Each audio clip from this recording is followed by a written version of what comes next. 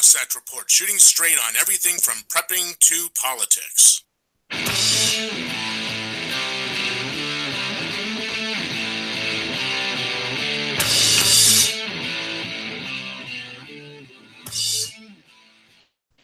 Well, good morning, everybody, and happy Monday. It is Monday, August 13th, year of our Lord 2018, and welcome to the Wasatch Report. I am Suzanne Sherman. I will be your host for the next hour with my co-host and producer, Jeff Johnson, in the studio. I won't ask him to chime in yet, because I know he is working with all the levels, making sure everything's right so we can come out to you loud and clear from the Cerberus Radio Network, where we defend liberty and freedom from the flames of tyranny. I want to thank everybody who has been listening and sharing. I mentioned this on Friday. We are all absolutely so humbled and grateful. So many more people are tuning in to hear what we have to say. You know, right now you can go to any radio station, terrestrial or satellite, and pretty much hear the same thing. What's going on in Washington, D.C., the latest clamoring over what's going on in our foreign wars. We like to think a little bit differently and give you an option to just hear thinking that's going to take you away from Washington, D.C. What are some local solutions? What are some philosophical solutions? What are ways of thinking that haven't occurred to you yet? Get a lot of people telling me, man, at first I thought you were absolutely crazy. And I started listening to what you had to say, and it started to make sense to me.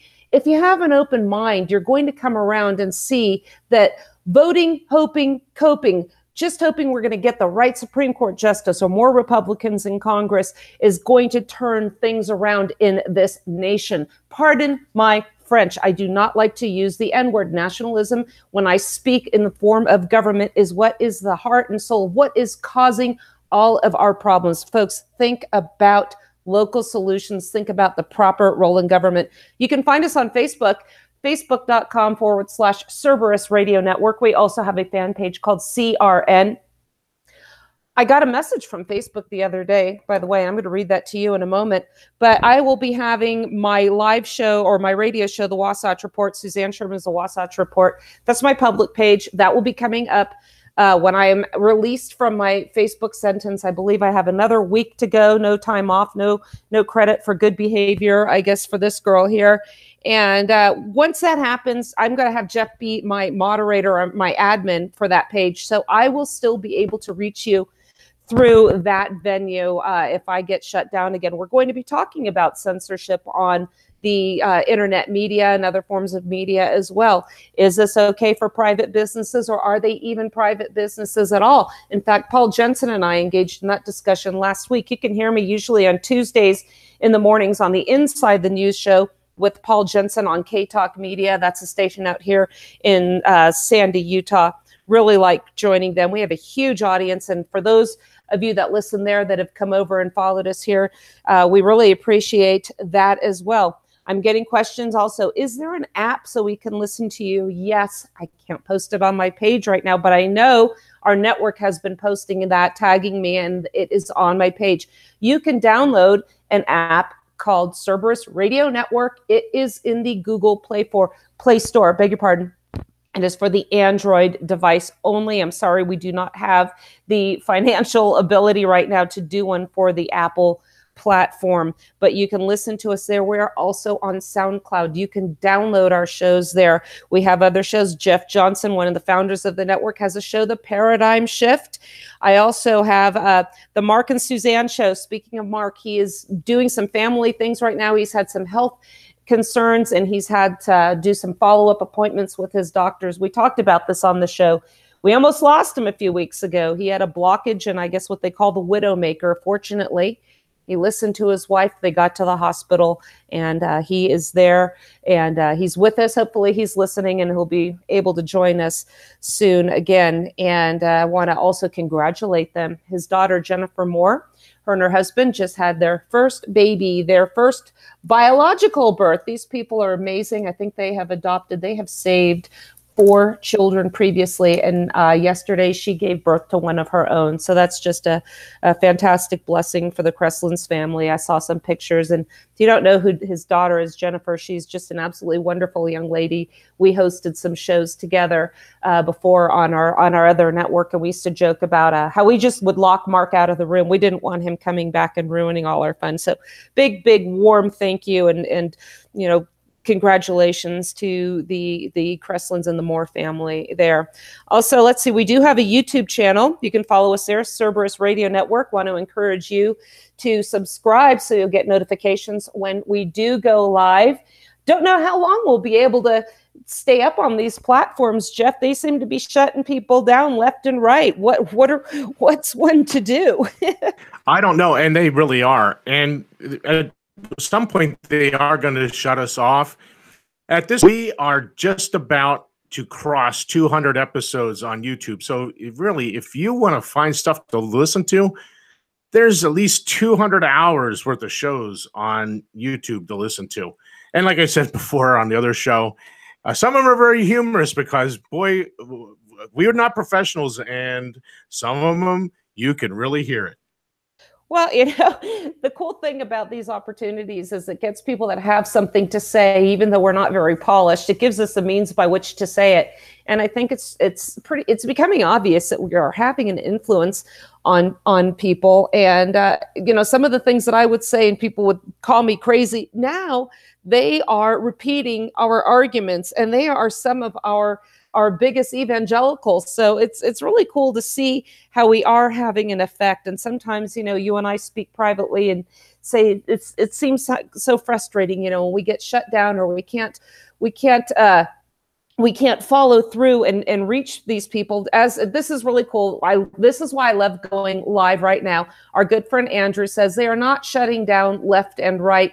He says just the right. When we say left and right, I think we mean kind of everywhere, not political perspective. But Andrew, you are absolutely right. There is one type of speech that is being shut down that they want to shut down. It's conservative speech. But I'm also going to challenge you, and I'm going to get into an article that they are also trying to shut down now speech that is against big government. I've been saying this all along, folks. We've got this trifecta of evil. We have the government, we have the media, we have the education system, and that's from kindergarten, preschool on up. The indoctrination starts. Trifecta of evil, keeping us dumb. The former is the one that is regulating the latter two vis-a-vis licensing requirements or grants. And it's very obvious. Look at the populace. Look at our younger generations and their mindset right now. This is very scary. I really fear for the future of these kids.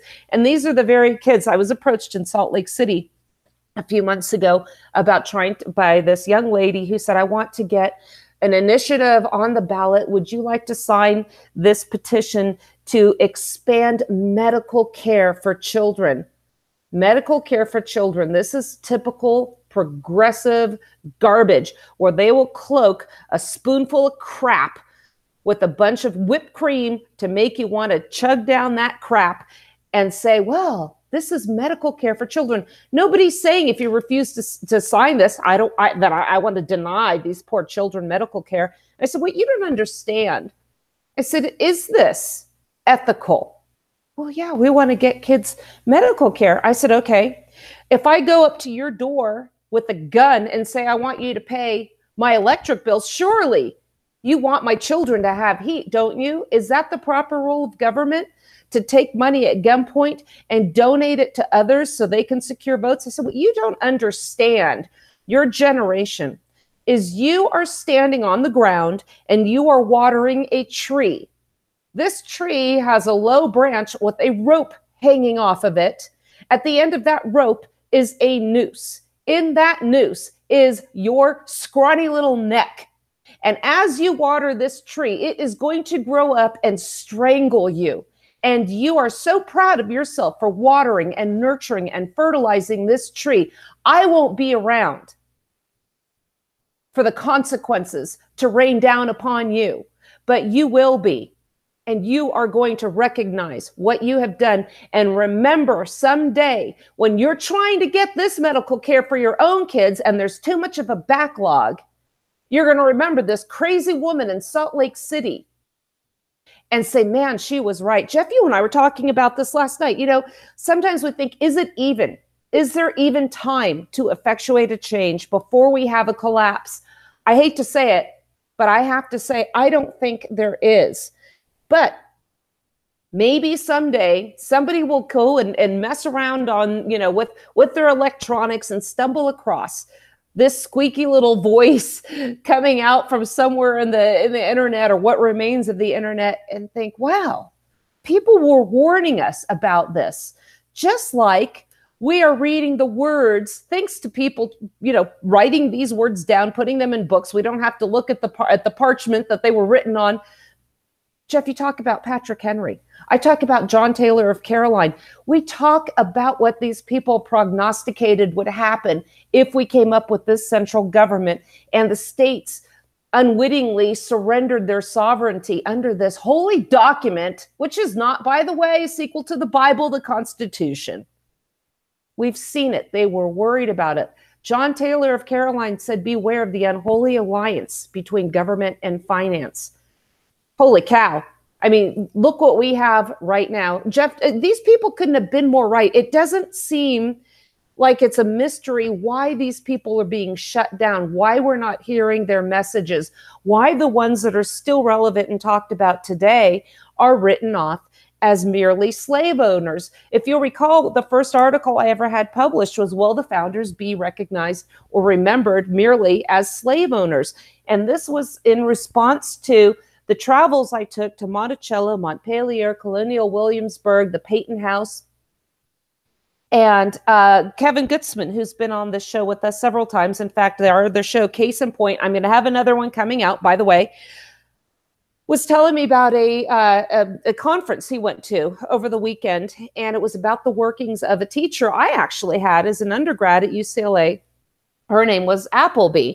Her last name was Appleby. And he had a discussion with some of these other historians, very relevant historians. One of them, by the way, is a law professor at, I forgot which college or university, but a big one. And anyway, they were having a conversation that Monticello is now all slavery all the time. That's all they talk about there. That's all I heard on my tour. But when I actually wrote about this, one of the commenters, and you know, if you write an article, don't read the comments unless you have really thick skin. And I do, but some of the comments were just asinine. One person said, a white woman. So first of all, I have no business apparently talking about slavery because I'm white, goes to a plantation and is offended. No, I wasn't offended, is offended when they talk about slavery. So what this tells me is, first of all, I am marginalized because of my race. I thought they didn't like doing that. And then Monticello to them is nothing more than a plantation. Thomas Jefferson was an iconic figure, remains an iconic figure in American Revolutionary history. But to these people, his home is a plantation. That's it. I was very surprised. And anyway, so they're still talking about this, but there seems to be some pushback from these historians who are contacting the people that are running Monticello and Montpelier and letting them know. At Montpelier, for instance, they're building slave quarters where there were no slave quarters on the original plantation, on the whole property as it stood before. So that's something we're going to get to, but there's a censorship of the message, a redirection of the message. Facebook, Google, what kind of information is available to us? Well, I have joining us right now somebody that I don't think anybody knows more about technology, more about the internet, more about secrets than this man himself. And those of you that listen to us at our other show will recognize him, my very, very good friend, Greg Carpenter, who is a cybersecurity expert. He has his own radio show called Reverse Deception on the Veritas Radio Network. And I want to welcome you over here to the Wasatch Report here on the Cerberus Radio Network. How are you, my friend? We also call you Junk Bond. That's right. Good morning, Suzanne. How are you? I'm doing well. It is so nice to talk to you. It's great to hear your voice again. It's been a while. Way too long. We've been talking about some of the things that are going on. And again, there was an article that I just read about China and Google working in cahoots with one another to censor search results from a search engine. Is there any truth to that? And surely would they ever do that here? Yeah. Well, first of all, China's been doing it for years. It's part of their national security strategy. Their national security strategy is a regional strategy program that ensures that they have control of their people and the region around where they live. They're not looking for world domination. They're looking for information from all over the place that would help secure their place in their region. Having said that, the people internal to China are also a big security concern, the ones that are technology enabled, because they're the ones that think about the level of the farmer per se, the ones that could actually turn into a threat. Although I don't know how you threaten a government the size of China's, which is rivaled only by our own out there in the world right now. If you look at the size of bureaucracy, China's governments, just because the sheer number of people that they have is massive. And per capita, we have 10 bureaucrats to their one. So we're way ahead in the power curve there. But the monitoring and filtration of search results has gone on here probably about 6 to 8 years now. And it had been it started out being geared towards marketing purposes as the big companies, the Amazons and folks like that, were looking to gear up and work with the Googles to make search results more relevant to people. It was used in a rather innocuous way to help bring the products that people were searching for right to them, so it was easier To enhance for them our to purchase experience. stuff. Enhance our experience, I think they like to say, right? Yes, I guess that would be it, or to dumb us down another step and just make it easier to push products to us without us thinking about actually purchasing something. So that's how it started, and then it started to come to the surface that this had been used back during the presidential election in such a way that it minimized bad information or bad results. If you say Hillary Clinton criminal, right, it came back and talked about her work against women and criminals. families. And it might even have had that, sure. But talked about how she cracked down on criminals and things like that. So nothing came back that, she had been one of the key components in the uranium to Russia deal, for example. So it came to light just a few years ago. So people are starting to really notice it now and learn more about it. And it's a very frightening thing, which is one of the reasons I recommend anonymous browsers like Brave. Brave's a great anonymous browser, a search engine that doesn't index everything you're looking for. DuckDuckGo, use something like that. If you think the incognito browsers that are on your phone work, you're a fool, because they're indexing all that information too. So, and then of course, there's the legal aspect of it, where the telecommunication companies are on contract with the federal government to turn over certain information or give access to the feds, which allows those companies to pretty much remain in business. Good example is Verizon. Verizon can stay in business just because they promised to give all the phone data over to the federal government. So, and this goes back to what I was saying before you got on the air when I talked about the trifecta of evil. And I will consider let's I guess we can include the telecommunications, internet, with possibly media. And again, the government controls the content vis-a-vis the regulations. And like you said, Verizon's allowed to stay in business. Yeah. You know, one of the things, I was looking up the Breitbart page, and what popped up was a wiki description of what Breitbart is all about.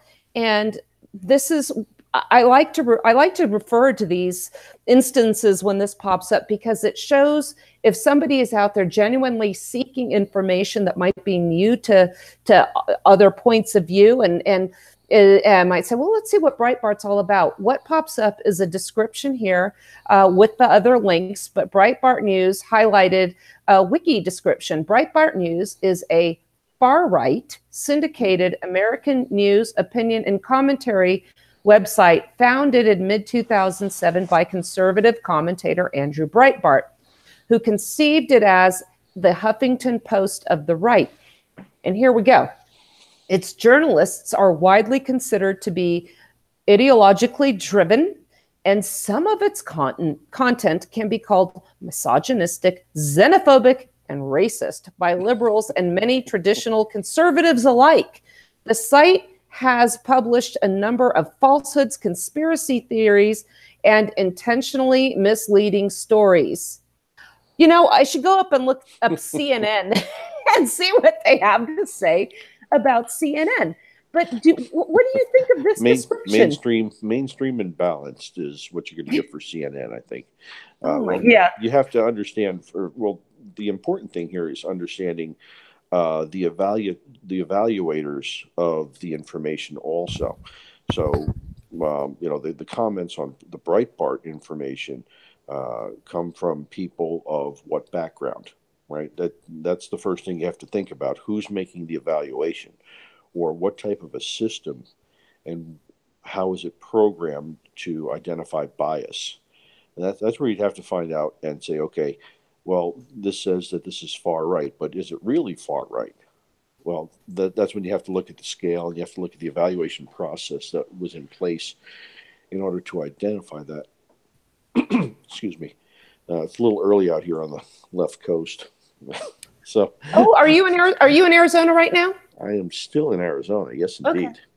Yeah, we didn't make it back yet. Today's our flight back after 8 weeks of solid travel. Oh my gosh. I'm ready to go back home for a week and a half or so. Well, here's the description Wiki has from about CNN. Cable News Network is an American basic cable and satellite television news channel and an independent subsidiary of AT&T's Warner Media. CNN was founded in 1980 by American media proprietor Ted Turner as a 24-hour cable news channel. That's it. No false stories, no fake news accusations, no racism issues, no nothing, no bias. It's pure vanilla American, good old American news. Yeah, they said American at least twice in there that I heard.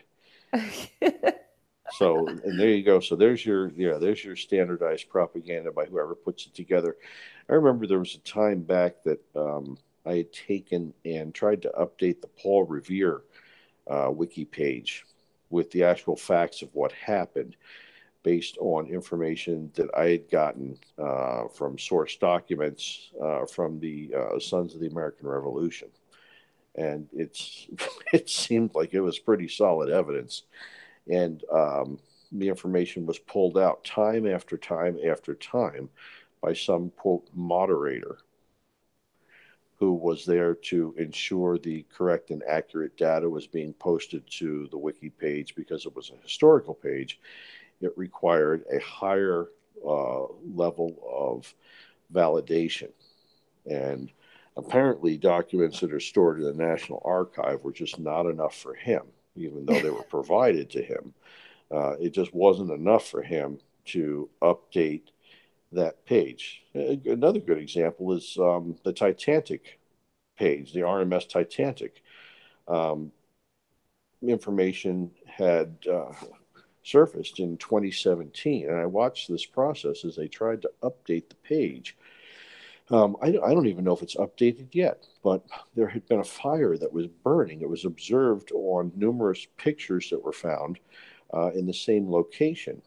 And there had been a fire burning in the coal storage for weeks before the Titanic sailed, which weakened the steel inside of the bulkhead and between each of the watertight doors, which led to the quick sinking of the Titanic. Well, and then I have to apologize, Titanic, not Titanic. My wife corrects me on that all the time. So this information surfaced with a from Business Insider, very reputable publication that had interviewed the source people. And I watched as someone tried to update this in Wikipedia to show that the Titanic, there we go, only part of the problem was the iceberg, and the iceberg should not have ripped through the bulkhead, and it would not have ripped through the bulkhead if there was no fire. It would have just hit the side of the ship itself, and even if it did break through, the Titanic should have been afloat for another 5-6 hours or so. And another one of the issues was the fact that they had to burn hot the whole time. They were shoveling coal in the whole time because of budget cuts and budget constraints. And all of the documents in the inquiry in 1912 showed the same thing. But this information was not allowed to be updated, even from the inquiry in 1912. It was not allowed to be updated into the Wikipedia page because the moderator didn't feel it met Wikipedia's strict rules of evidence.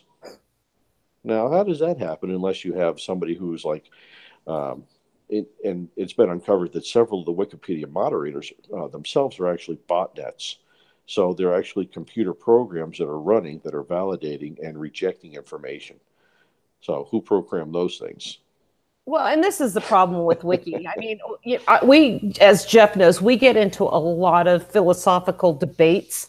And when somebody posts an article or something, content from Wikipedia, to school me on the Constitution, no, because this is if you want to know historically inaccurate information, you can go to Wikipedia.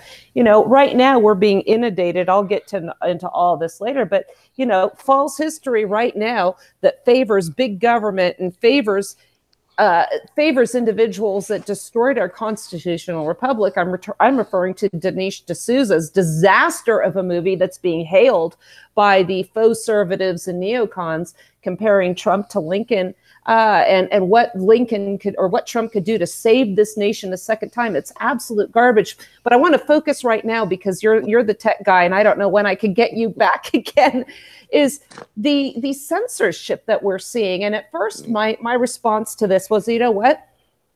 These are these are private companies. And if I am going to be okay with a baker choosing with whom he wants to do business, or what kind of message he wishes to convey vis-a-vis his artistic skills and what he wants to put on a cake, I'm certainly not going to scream about a private entity like Facebook or Twitter or YouTube censoring what I have to say. Clearly, we have different beliefs, but here's the problem. And we have to ask ourselves, are these really private companies? My theory, and it's just that, is that these social media companies, particularly Facebook, is really a creation of the United States government. Maybe you have more comment on that, but there were records of Zuckerberg going to the White House to visit Obama countless times. What is the connection between these tech giants and the United States government? And this is something you know a little bit about. Maybe you can give a quick background too, as to your career path and how it's led us here. Sure, I could do that a little bit. I started as a young baby back in the U.S. Army Infantry back in the early 80s. And I merged through the Medical Corps once I got commissioned, and then into the Intelligence Corps, which found me at Army Cyber Command and the Joint Task Force for Network Operations, and then off to the illustrious National Security Agency, where I rounded out my career. I took over counterintelligence offices once I retired, and I worked as a civilian for the federal government. And I became a tool maker, I guess, kind of like the toy maker, you know, in Chitty Chitty Bang Bang. If you think of, you know, the Benny Hill character from that, that's what it was like with me down in the laboratory making cyber tools for the government to use. So that's kind of where I came from and what I did. And now I'm out and I work independent contracting, doing stuff like that. So not so much with Big Brother anymore. I do work with them a little bit, but it's all for projects that are, I'd say, inherently good for helping people, like helping to like locate people that might be in a hostage situation or find people that are lost. I work on things like that. So what is your take then on the connection between Facebook and the government here? I'd say the connection between Facebook and the government is the same as that of Google and the government. Google was created as an entity that was created actually and funded by the CIA. So you have to understand that an organization like that is, dare I say, off the hook. They really have no adult leadership outside of their own entity. They run their own. They run the roost of the intelligence community and the federal government pretty much. And I say that because, it came out a while ago. The CIA even puts computer viruses and monitors the other intelligence agencies. So any organization like that is, I mean, they're spying. Think about it. They're spying on the NSA. They're now, how ridiculous is this, right? That they have to spy on NSA by covertly stealing information from NSA. And NSA is, supposed to be the guys that can detect and find and, protect us from everything. Well, they can't even protect us from this. They can't protect themselves from the CIA. So your chances of this are, none. Number two, Facebook and all these other social media giants are inspired by companies that include a company called In-Q-Tel. Do you ever hear of them, Suzanne? In-Q-Tel? I have not. In-Q-Tel. In-Q-Tel is the U.S. government forward-facing company, I would say, that sponsors and promotes different types of technologies in the intelligence community. So if you would, In-Q-Tel, again, is the normal business-looking CIA. And they're going out into industry and they're sponsoring and they are funding different types of projects. One which they funded and helped promote was Facebook. So as well as several other social media giants these days, including some that end up getting used in other countries. So, and if you're concerned about censorship, I mean, you might as well, you might as well just pack it in. All of the FOIA releases that just came out about 3 months ago that identified that NSA said, yes, we are the ones who were behind all those 1950s perfect America, healthy living propaganda that was given and fed to every American. Yeah, we're the ones that created all that stuff and fed it back to Americans. You really don't have a chance. You have to wonder, is there any information that we have accepted as just so basic and true that hasn't been formulated by somebody that was being paid to do so? One example that comes to mind is the food pyramid. What is, I mean, if you think about it, what is the grain producers? Isn't that the basic part, the foundation of the pyramid, the food that we're supposed to eat the most of? And then we had cholesterol being blamed as the source of all of our health evils, our cardiovascular evils. And didn't you tell me, I think you've said before, that actually it's really not cholesterol, and this is what I'm learning as well, it's really not cholesterol, but the sugar lobby paid the government to point the finger at somebody else, while sugar is really the biggest danger that we have to public health. But who's paying the politicians more, correct? It's the sugar guys. That's right. I mean, Which is kind of funny. And then the second biggest problem you have with public health issues is that, so for everyone who I didn't mention before, that's a good point. I'm finishing my doctorate work in public health. So I've been working on this for about 10 years now, in case people were curious out there.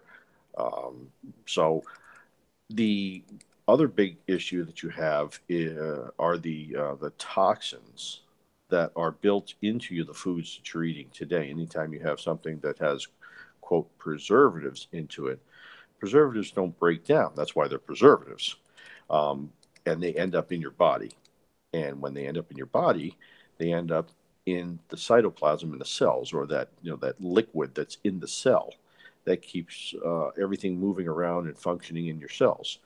Well, when you add preservatives to these things, see, this is what we call a problem in the public health industry, because it takes and it actually manipulates the way that your cells function, the biochronicity, or the life cycle of the cells are manipulated. And it forces you, because of the cells not being able to function in a normal manner, it forces you to age faster, because the life cycle of each of these cells, let's say the cells in your heart, for example, they can't live out the full life cycle that they were designed to live out. And therefore, they die younger, they die earlier. And overall, when you add all those cells together, of course, you get a shorter life cycle for your heart. And you get a shorter life cycle for your lungs and for your whole body eventually.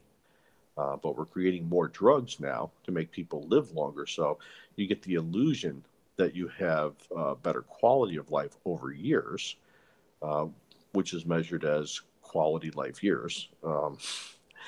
But you really don't have that, because you're sicker later on in life. You're just getting more drugs to make it look like you're just as healthy as you would have been if you didn't put all these preservatives and crap into your body in the first place. I think you are so spot on with that. I mean, the preservatives, the garbage that's in our food. I was recently on a camping trip, and there was a 5-year-old girl that my friend is taking care of, and she had been living with other family members who did not pay attention to her nutritional needs, fed a lot of garbage. And then rather than giving her a healthy diet, they just feed her all these laxatives. So we're on this trip now, and we're dealing with this poor kid whose digestive system is so messed up. So I started talking to her about proper choices, and rather than having these sweets and these sugars, we went and bought grapes. And as we went on this trip, and then I got messages from the lady that I was traveling with that was taking care of her afterwards, how much better she was feeling. We are here. Here's an example. We have our government. What is it? The American Heart Association. Mm-hmm. There was recently that controversy saying coconut oil was bad for you. Stay away from it. Well, who was behind that? The makers of canola oil. And then the very same Heart Association that backed this subject approves Cocoa Puffs as heart healthy. Cocoa Puffs. I'm Cocoa for Cocoa Puffs, of course. It's amazing. And that goes back to something that we talk about in the industry quite a bit, in the research industry, is that you look at the results of any research that's done, and sometimes you got to scratch your head and say, my gosh, what the heck is this? What's going on here? And then you go back and you look for they've included now in all the papers that are being written, any type of influence or that is on the people that are doing the report. What do you call it? Conflict of interest. They have a conflict of interest section, and you'll see in there that, okay, this is such and such. This is the saccharin folks here. They're doing a report on evaluating how bad saccharin is for you, and it's paid for by the sugar company. Mm-hmm. And it's the same mantra over and over again, or sometimes they try to hide that the money came in. So the conflict of interest statement on the research paper will show that there's no conflicts of interest, because the researcher themselves wasn't directly paid by the sugar company. but that there was somebody who was the middle people, like the university, received money for the research project, and they went through covert channels into a pool, and then out of the pool of money, certain money was allocated for this type of research. So they say that there's no conflict of interest, but these, don't doubt it for a second that these researchers are reminded that, don't forget who paid for this. Well, and who paid for this. As attorneys, we're taught to consider our sources and look for bias from potential witnesses if we're going to go to trial. And I urge people to do that in your daily life. The dean of the law school where I went to when I was signing up said, becoming a lawyer and having a legal education will change the way you see the world. And it really does, because I've learned to, let's consider the source a little bit more. Let's dig in a little bit deeper. And it affects the way you perceive everything. The other day, I saw, look and see also, pay attention to when you're watching television, how much of the advertisement time is now being taken up by pharmaceutical companies for every ailment you can have, serious or not. So here's one I just came across. I forgot the name of it. I wouldn't mention it anyway and give them the notoriety. But there's a pill now you can take to correct the constipation caused by opioids. The opioids, we see the government talking about and the media, the opioid crisis, the opioid crisis, the opioid crisis, but they keep dishing this stuff out. My son recently had surgery. It was a non-emergency procedure in the Children's Primary Hospital at University of Utah. And there are opioid warnings all over in the elevators, warning about the danger of opioids and their use and what to do if you're prescribed them. Be an advocate for your children. My son had a procedure. It was relatively painless. What did they send us home with? Opioids. They sent him home with opioids. And we have seen now indications that in the states where marijuana use has been legalized, both recreationally and medicinally, that the opioid use is actually declining. And I remember when they scheduled marijuana as a class 1 drug, meaning it has no medicinal use whatsoever, has a high potential for abuse. I forgot what the third one was, but you commented somebody paid a lot of money to have that happen. Oh yeah, they sure did. That was so back in the day. Let's say that we had this thing that happened that was called Prohibition, and with Prohibition, we ended up with no more alcohol. Well, that's a huge political quandary on how we got to that point. I'm not going to get into all that, but the result of repealing Prohibition was a deal that was struck with the paper companies, the big newspaper companies, and the processors of lumber and stuff like that, in order to up and maintain paper and lumber production. I'm going to interrupt really quick. If you people don't follow or listen to Greg Carpenter's show, Reverse Deception, follow this guy. You are going to learn things that you never even thought were a result of corruption or conspiracy on the part of government. And we have just been their little rats, experimental rats, all along. With that being said, follow Greg Carpenter on the Veritas Radio Network. Get his book, Reverse Deception. Go ahead, my friend. Okay, sure. So the lumber companies, the newspapers, and your general paper companies overall were funding the Prohibition repeal because there was a symbiotic relationship with the brewers and the distillers that was going on economically. And I'm not going to get into all that either, but the focus of this is that in order to have the repeal of Prohibition, something else had to be prohibited. And that's when marijuana started to get demonized back in the late 20s, early 30s. You might have seen the movie Reefer Madness that came out in the 30s. And that's how we ended up getting marijuana on the class 1 list, becoming, the worst of the worst It became a gateway drug.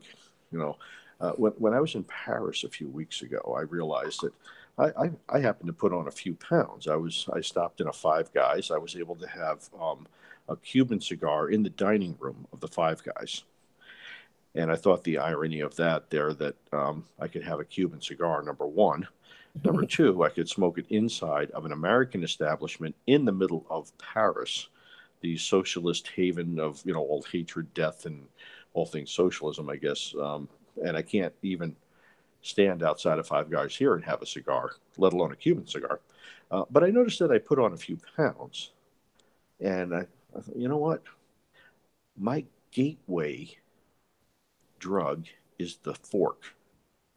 This thing is enabling me and nonstop to put on weight. And that's why I am, quote, obese. I'm obese. I didn't know that. I'm 5'9", I'm 215. I work out every day, but I'm labeled as obese. So I'm thinking, like, why don't we just, let's just dump all the forks in the world. What the hell? If we get rid of forks, we won't have obese people, right? According to the logic of the gateway drug concept and model, it just doesn't work. It's ridiculous. And marijuana only led to other drugs in very, very limited studies. It really doesn't do everything that they say it does. Well, interestingly enough, hey, Greg, California is saving one life, one straw at a time. Oh, the straw thing. Don't get me started on that. But let me get back to really quickly about the censorship of messages, because Facebook, I think, has been, this is just my take, even worse than the Twitter shadow banning, because Facebook has become such a part of our lives. Somebody had posted a meme that said Facebook is separating families, children, people from their families. And because they have, you would describe, one post at a time. Yeah. Yeah. This algorithm that is now, for whatever reason, shutting people down. There's no way by which you can appeal. I recently got a 30-day ban for sharing a comment made by a vegan criticizing me for hunting, murdering animals for no reason whatsoever. Well, I feed my family with these animals. And as we mentioned to you earlier, our food system is poisoned. So this is a means by which I can get some really good, organic, naturally raised meat on the table for my kids. And but on the other hand, I think it's awful to take a clump of cells from a woman's body, meaning murder an unborn baby.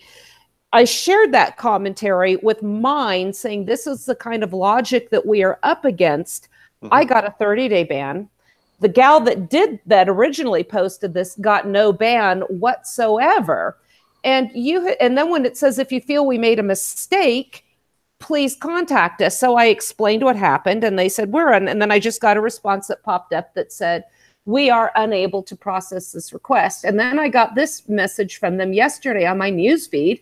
Here's how to help your audience learn more about your page. Suzanne, we're here to help you connect with your audience. No, you're not. One way to help you get your audience get to know you is to show you that. So here's a bunch of garbage. They're trying to say how they're helping us with our outreach, yet they just seem to censor our message, not only if we're on the, what would they call, the political right, but if we're also against government. Our friend Jim Bovard wrote an article in the USA Today, we're going to get him back on the show too, that they said his post image of a violent FBI raid incorrectly triggered our automation tools. Jim was on my show to talk about Waco. So now so now they're even taking that. So this was responding to a Russian funded, this was an article that Jim Bovard wrote in the USA Today. Facebook chairman Mark Zuckerberg declared last month that we're going to do our part to defend against nation states attempting to spread misinformation. But Facebook is effectively sowing disinformation by kowtowing to foreign regimes and censoring atrocities such as ethnic cleansing in Myanmar. So we're talking about Facebook censoring not only conservative viewpoints, but anti-government or truthful reporting of the government sentiments. because again, there's this link, I think, between Facebook and Big Brother. Is that a fair assessment? Yeah, that's a fair assessment, big time. As a matter of fact, the Facebook community really has no idea what's going on here.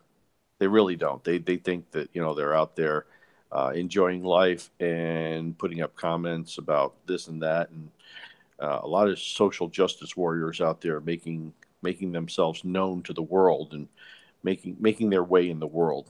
Let's say that, okay? They're out there making a statement.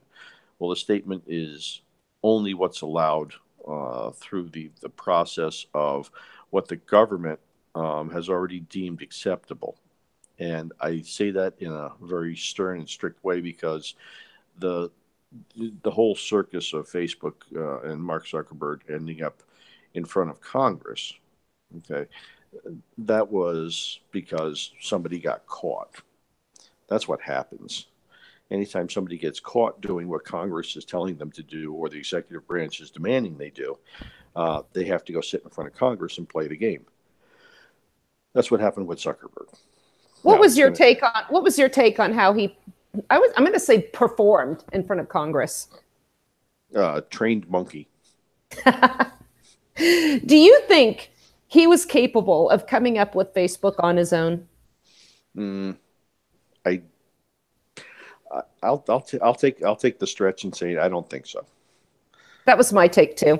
I had a discussion with somebody that said Facebook was founded with CIA seed money, and you mentioned the CIA link with some other social media platforms. We have a friend out here in Utah. They're from the Utah Gun Exchange, and it's a little play on their acronym. Well, the CIA did send seed money to Facebook. Yeah, that doesn't surprise me. But we have an alternative to YouTube called UGTube, Utah Gun Exchange Tube. And Nice. It's started by the guys out here, Utah Gun Exchange. And they already have the Alex Jones videos up. You can upload directly to them. It's in beta format. What we're trying to do is work with them so we can broadcast live on YouTube rather than YouTube. Again, what we say is if you don't like a product that's available, if it's a private entity, find one that is your own. The problem is, I don't think we're going to find one. I don't think Facebook is a private entity based on, our discussion and other research that I've done here. The other problem is, even if they were all private entities and not linked directly with the government behind the scenes, you have to have a college degree really to get any kind of position of significance in these companies other than custodial, janitorial, nighttime security. What happens when you get these advanced degrees? More time in the universities, more time being indoctrinated, more time to become a social justice warrior. So even if we have alternatives coming up, I think even when MeWe came out, they said, oh yeah, that's came about by an Obama supporter. I think all of these people are hardcore leftists. So I guess what we're trying to do here is get this message out at least while we can. What is the proper role of government? What should these people be doing? I feel like Facebook was an ingenious trap set to get people to come together, get in touch with their high school classmates, keep in touch with their family. I think from the get-go, they had a far more nefarious intent planned for us. Is that a fair assessment? I wouldn't doubt that at all. I really wouldn't. And so this is about the messaging, right? The messaging that they have, which is a part of propaganda. Messaging is very important to make sure that you have a congruent message across all different types of social media platforms. They all get you to do the same type of a thing, to voluntarily share information of which you probably would have needed a warrant to get in the first place. So that's kind of where you're coming at. But so drilling down again, the people that do put these companies together do all have a college degree. Most of them go to the Harvards, the Yales, the Browns, all of the big leftist Ivy League universities. And I say that on purpose because when you put a little bit of truth on it, that all that soap just washes right off. And you're not going to get anything different until the people are free to think again on their own. Right now, they're not free to think. They're being indoctrinated every step of the way through pre-K, excuse me. 3-year-olds are going to pre-K now. Right. Remember Hillary Clinton saying we have got to get to these kids early. But even if we have, let's say, a conservative platform that will focus on conservative messages, tolerate the left, kind of like what we have right now. Mm-hmm. A platform like YouTube, they're still going to be subject to the whims of their ISP, correct? Right. And that's the other point I was just going to get to, is that the technology itself, if you're not funded by the, and this is something Eisenhower said in his farewell speech. Many people don't know this part, but he talked about the loss of innovation in America, and that the only way to actually get something to happen now was to get a government grant. And he was very dismayed at that anything that was being researched from a government grant. And it wasn't because people were curious anymore. It was that they were able to get money to research things that were there. Instead of having people, gosh, can I make this bicycle fly in their own garage? No, it was, let me see if I can make this mosquito more deadly and release it on the population of Jacksonville, Florida, for at least 3 months in the summer of 1952. And let's see how many people get sick. Now, again, that's a real government program. Hate to tell you, it happened. But it was a brainchild of just, what can I do with money that I'm going to take from the taxpayers? And now you're, another 50, 60 years down the road, and all you have is lots and lots and lots of money going into a system. And now they're holding all the cards. So the people doing the research, and they have to come back and say, okay, well, what does the government want me to do now? Not what I wonder what I could do anymore. It's, what does the government want me to do? Well, so the whole concept is skewed as far as, and again, owning the hardware, the ISP, they're controlling the message. They control everything about the message. If you have all the evidence, it's just like, if you write a letter to somebody and you send that through the mail controls whether or not that person's going to get that message that you wanted them to get. You're relying on the mail.